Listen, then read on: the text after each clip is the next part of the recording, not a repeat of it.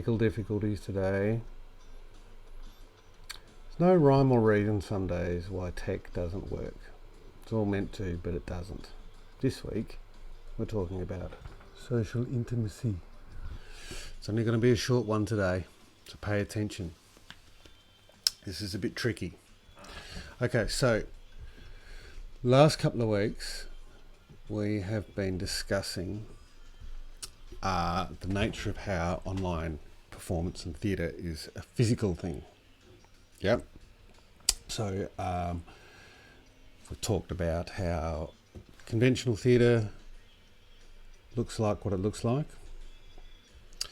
And based on that, there's a really famous dude called Stanislavski.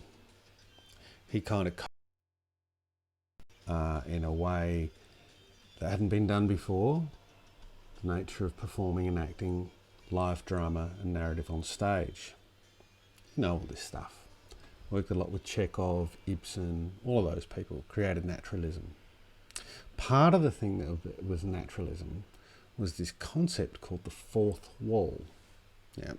Now the fourth wall looks a little like this. Yep. Again, concept you're probably really familiar with, so familiar with you don't even have to think about it. It's the idea that the wall, that there is an invisible wall between the audience and the stage action, and it's as if the audience is peering through that wall to in a voyeuristic way to characters who are unaware of their presence, and so being unaware of their presence continue their dramatic lives. Now this is a theatre function, convention. Yep, obviously it's a convention because plays are written in scenes and time jumps and all that sort of stuff as well. Now there is a lot of movement that happens around this, but essentially we're going to start from that real basic premise that there's a fourth wall. You're looking in on people who are unaware of you looking at them and continue their lives. We get to watch the drama. Now, Stan, as I like to call him, termed this kind of being alone in public as a thing called public solitude. So it kind of makes sense. You're alone in public. You're alone doing stuff, but you're in public and everyone's watching you. Okay, obviously this theory doesn't really hold water with busking or street performance or carnival or anything like that, but for the purposes of just straight drama narrative, we're going to stick with just that.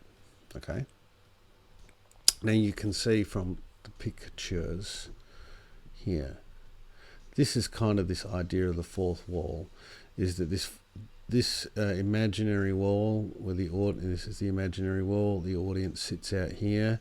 It's what it looks like from behind the stage. It's like, you know, we're inside a picture box looking out.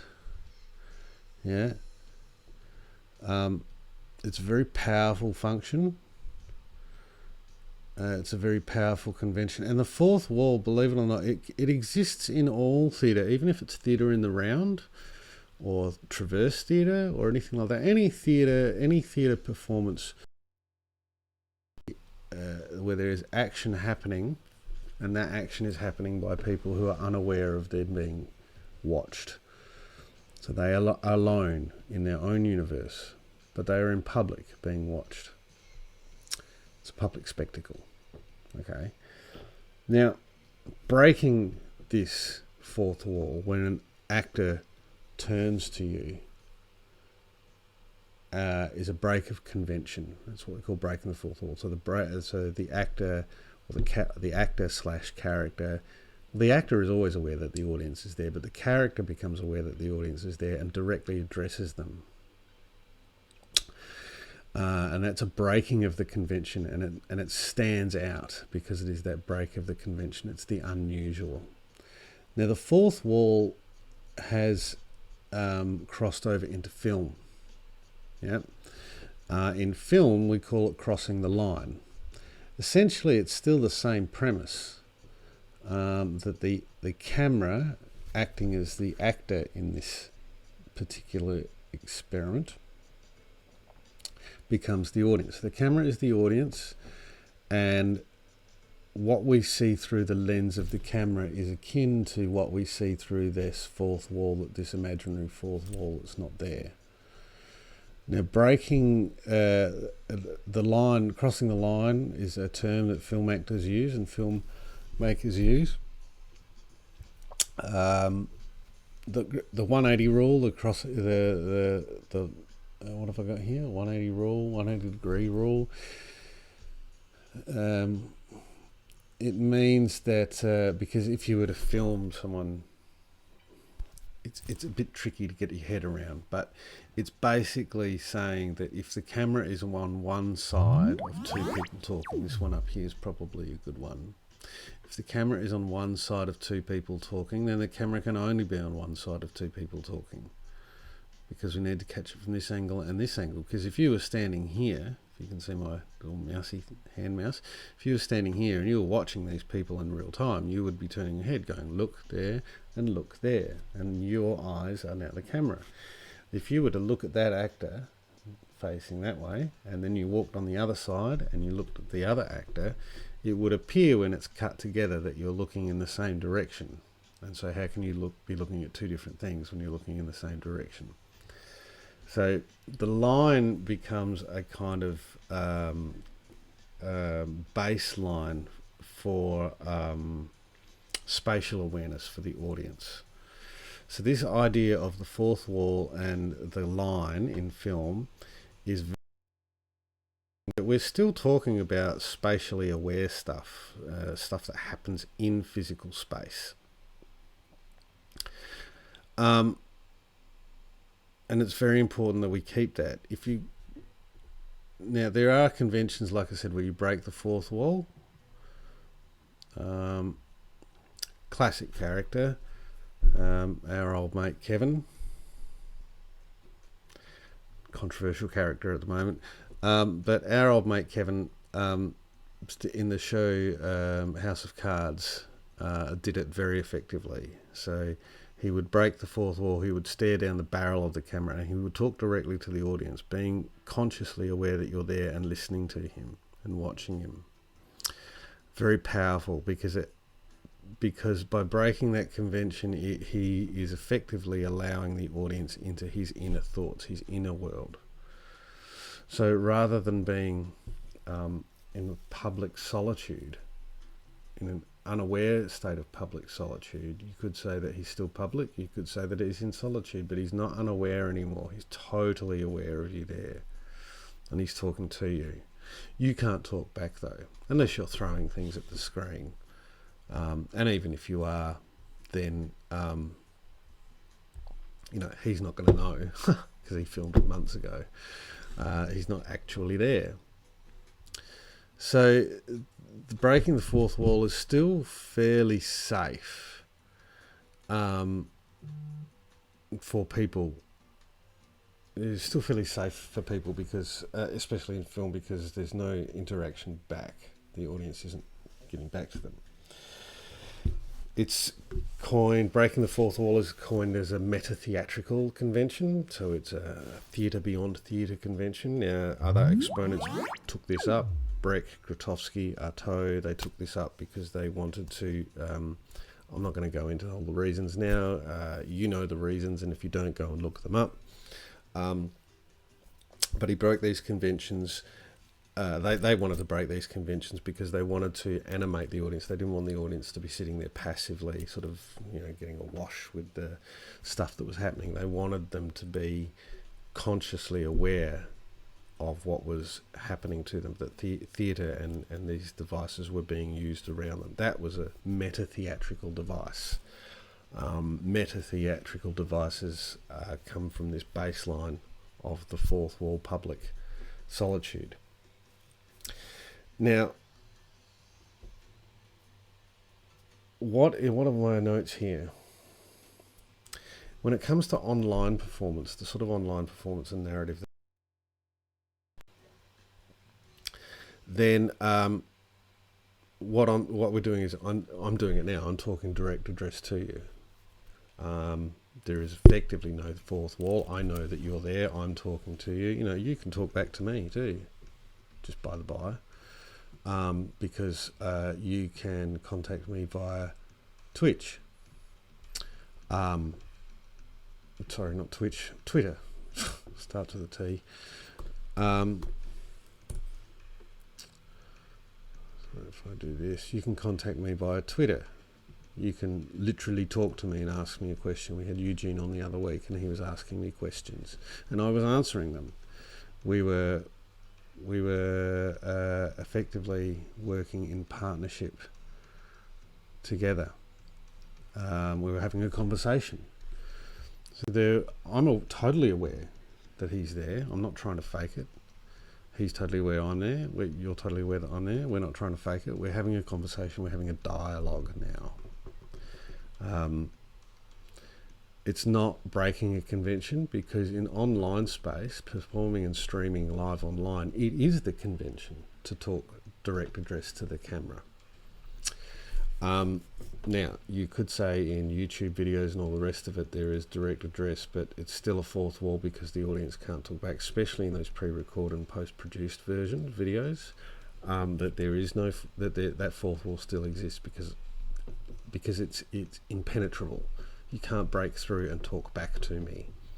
But in live streaming, it is the convention. If you look on Twitch, you will see that people are talking directly to their audience is talking directly back to them. That is the convention. That is what is expected in that convention. To not talk back to your audience would be, I don't know whether it's meta-theatrical in an online sense, but it's certainly not the convention, and it's not acceptable behaviour. I know that from experience, because when we did experiments online and we didn't talk to our audience, they got upset with us and they got angry with us. Because they literally said, this is what we come here for, so that you can talk to us. So when we're considered designing a live stream narrative performance, we have to then embrace that concept of talking directly to our audience. And so rather than a public solitude, as Stanislavski might have said, I've coined the term social intimacy. It's social. We're all together. And it's intimate. I'm talking directly to you.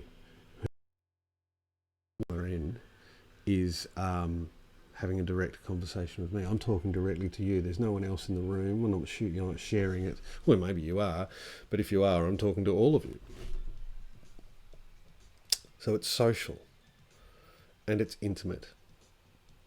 Because it's a more one-on-one connection with an audience. It's not an aggregate sort of broadcast performance. So this idea of social intimacy is kind of the antithesis, of public solitude. And it's the key to this disappearance of the concept of fourth wall. If you understand what the fourth wall is, then what is its antithesis? Social intimacy is its antithesis. And that is a game changer when it comes to talking about how we write narrative, because now you have to write narrative, not in a sense, you have to write a story and perform a story, not with any of those conventions that your audience is just voyeuristically watching you, but with a sense that your audience is actively watching you and there's an active dialogue happening between the two of you. In live streaming online, it is the convention. You break the convention by ignoring your audience. Now, it can be done, but you just have to think about it in opposite ways. Instead of going, I'm going to do something dynamic and different and break it up and talk straight to the audience for a minute, you've got to think about it a different way and go, okay, well, actually the convention is that I'm talking to the audience, and if I was to ignore them, that would be a break of convention. It's a pretty big concept to get your head around. I'm not going to chat for long today because it's turned out to be a manic day and I've got things to do and people to see and dogs to wash and all that sort of stuff. Anyway, I just wanted to leave you with that. Go back and have a look through this half an hour or so again and have a real think about the idea of the fourth wall, public solitude, the disappearance of the fourth wall, and the concept of social intimacy. We're going to talk more about this in the next few weeks. It's something that I've been working on developing, but I'm really keen to know what you think.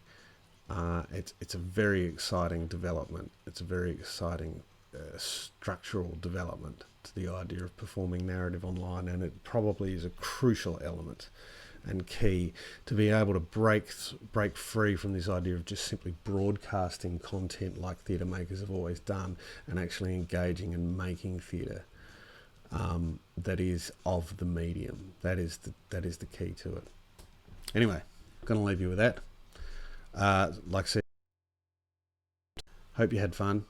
Look forward to speaking to you again soon. And yeah, drop by. Let's chat. You can contact me at all the places. You know where they are. I'll speak to you soon. Bye.